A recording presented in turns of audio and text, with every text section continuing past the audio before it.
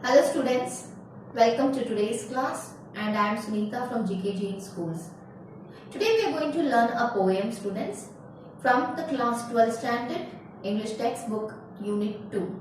The name of the poem is Our Casuarina Tree. Our Casuarina Tree is a poem published in 1881 by Toru Dutt, an Indian poet. In this poem, Toru Dutt celebrates the majesty of the casuarina tree that she used to see by her window and remembers her happy childhood days spent under it and revives her memories with her beloved siblings. So students, let us first see the introduction about the author and then we'll get into the summary of the poem. About the author, Toru Dutt, born in 1856, died in 1877, was a Bengali poet from the Indian subcontinent who wrote in English and French. She was the third daughter of the family. The Dutt family was a family of distinguished intellectuals and poets. Despite being taught by British tutors, she retained her fondness for Indian culture and sensibilities. Ancient ballads and legends of Hindustan are her well known collections of poems in English. She has to her credit a volume of poems in French titled Sheaf Gleaned in French Fields. Our Casuarina Tree, the most well known of Toru's poems, was included in her miscellaneous poems.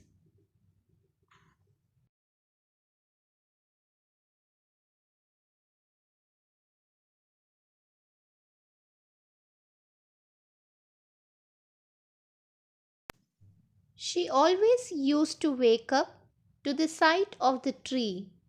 Whatever be the season, winter or summer, her mornings would never be complete without seeing the casuarina tree. She had often seen a baboon sitting at its crest. The poet paints a serene picture of the morning, kokilas singing, cows grazing in the pasture, and water lilies smiling in the spring. But the tree plays the central role in the mornings and in the life of the poet. The poet does not hold the tree dear just because of its gigantic structure. There was an emotional bond between her and the tree. She and her friends played under the tree during their childhood days. As she held her childhood friends dear, she could not think the tree apart because it had become a living reminder of her precious friends. Whenever the poet was away far in the coast of Italy or France, she could hear the lament of the tree conveying its grief of feeling her absence. Strolling under moonlight on the sea coast, she could hear the sad song of the tree. It reminded her of the casuarina tree.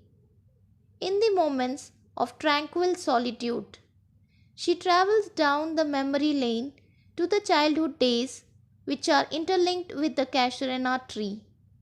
The tree has become an integral part of her life. She moved on. Her friends also did.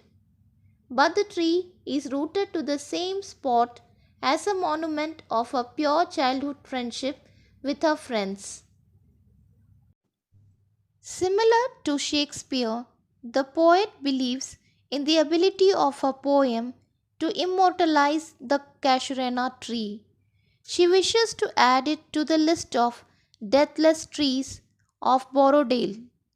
She expresses her wish that her love expressed in her poems would confirm immortality on the tree. The tree would live forever. The casuarina tree holds a special place in the heart of Toru Dutt because it was under the same tree she and her friends played. Her own younger siblings also had spent a lot of time under the tree. They had died. The tree had become a symbol of their everlasting friendship. So, the tree is endearing to the poet.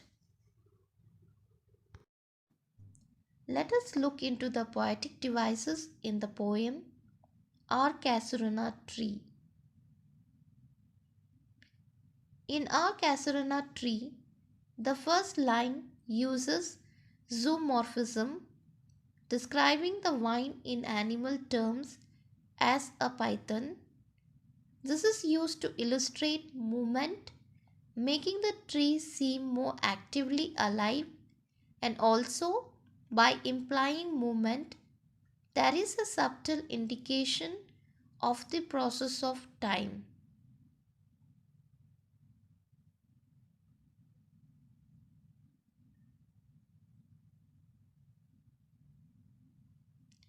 The line, the giant wears the scarf, is a personification of the tree. For the speaker, the tree is a link to her past. In a way, she treats the tree like a person that can tell these memories as if it could speak and tell these stories.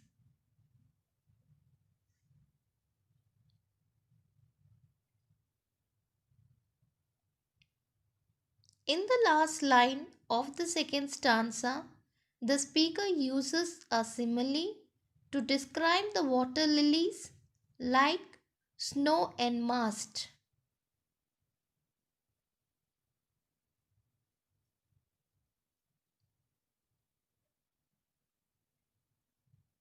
In the third stanza, the tree is personified again, singing its lament, which might be the wind rustling through the leaves, a dirge like murmur, mourning the lost of the past.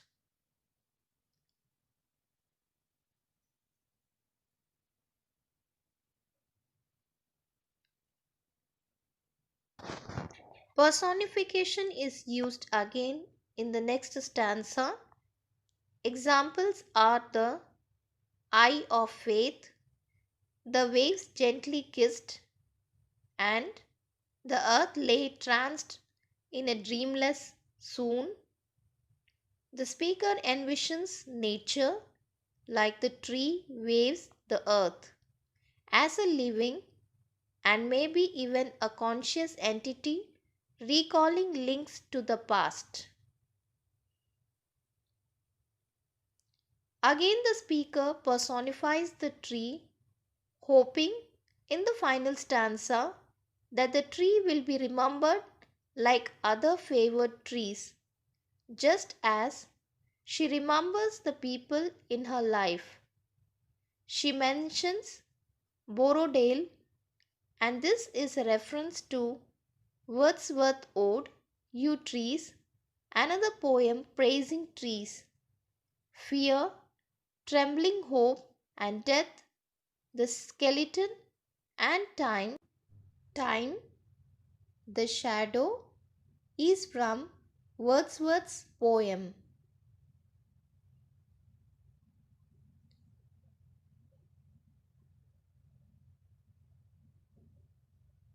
The casuarina tree is a symbol for life and memory. Since trees tend to live much longer than humans, they are used in poetry as living connections between generations of people.